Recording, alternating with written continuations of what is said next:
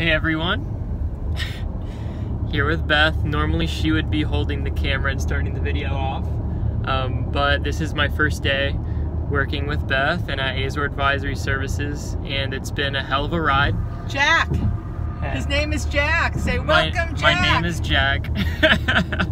And learning a lot, having a lot of fun. Checked out some of Beth's shopping centers, learning some tricks of the trade. And I had a question for Beth that she can answer to me and to all of you. Beth, it's my first day in commercial real estate. What can I do to optimize my career starting in day one so that I can have the most potential? Awesome. Wow, that's a loaded question. But I will say a couple of things. You know, I'm never shy of giving advice. This is why I like to have rookies and interns around me all of the time, so I can just keep giving you guys advice, and most of the time you take it. Right? I love it. So I think very important is to take notes, because you know, as you can see today, I've been spitting, right? Right? So I have 5 new notes today.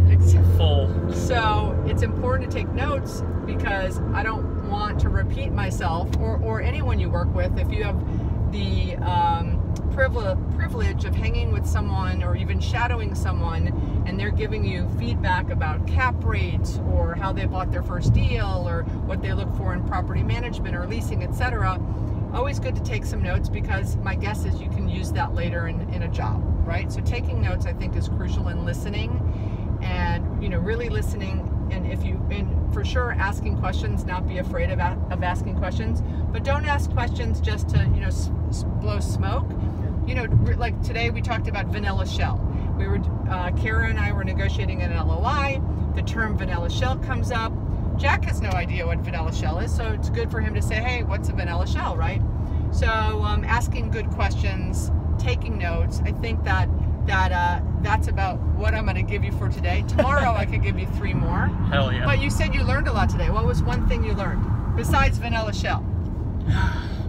Well, one thing that I learned from you, Beth, is that your network really comes back around to give you an ROI. And so, you know, the little extra things that you do to put yourself out there that you don't really think about the end game or the ends, rather, while you're doing it, you know, you're meeting new people, you're getting yourself out there, and then, you know, let's say you're at the city councilman, you're at a meeting with city councilman, and you learn, because you're there, that new zoning laws are going to prohibit strip clubs from you know, being within what the city limits. Yeah, Davie, the town of Davie. I was at a city council meeting. Actually, I was there because of a charity that I'm involved with, and we were going to pitch the city council on donating money to us for programs. So I was there completely on a different purpose, and then the city council voted or outlawed strip clubs in the town of Davie. It's like, ding, ding, ding. I know that where there's a strip club I would like to buy and own. Yes, exactly. Beth Azor, strip club owner. No. Strip club to strip center. Wow. That had a nice ring to it. Da-da-da.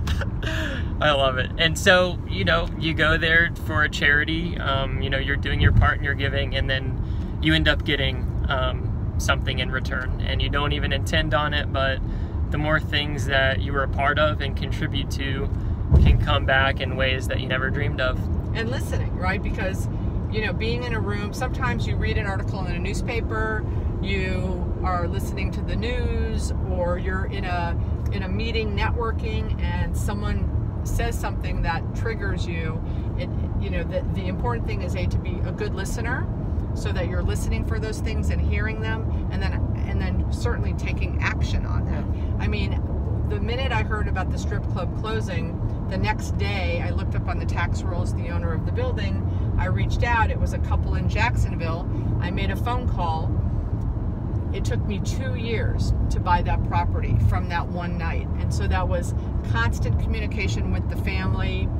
They ended up getting sick. I then dealt with the son. I found out that there was a broker in South Florida that knew them better. I linked him in. Then I found out that one of my tenants, you know, they considered that those people were like their step parents. I linked him in. I was constantly trying, how can I get these people to sell me the property?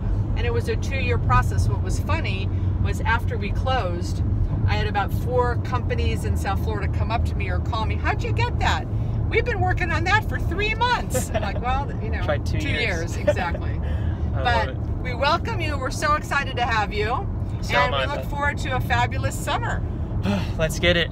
Bye, everyone. Bye.